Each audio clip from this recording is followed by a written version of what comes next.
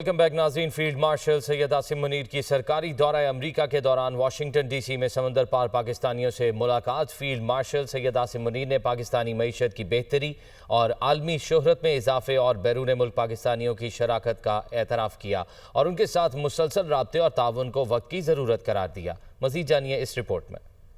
Field marshal Syed Asim Munir کا سرکاری دورہ امریکہ. واشنگٹن ڈی سی میں پاکستانی کمیونٹی کی جانب سے فیلڈ مارشل کا شاندار استقبال.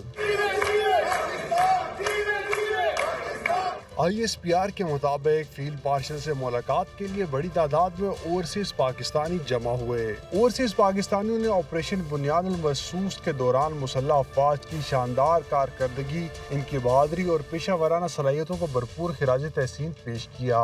اس موقع پر فیلڈ مارشل نے بیرون ملک مقیم پاکستانیوں کو پاکستان کا حقیقی سفیر قرار دیتے ہوئے ان کے کردار کو سراہا.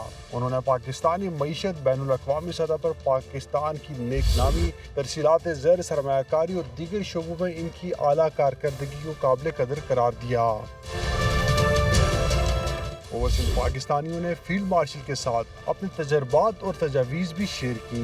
فیلڈ مارشل عاصم منیر نے ان کے ساتھ مسلسل رابطے اور تعاون کو وقت کی ضرورت قرار دیا اور مشترکہ چیلنجز سے نمٹنے اور باہمی تعاون کو فروغ دینے پر زور دیا.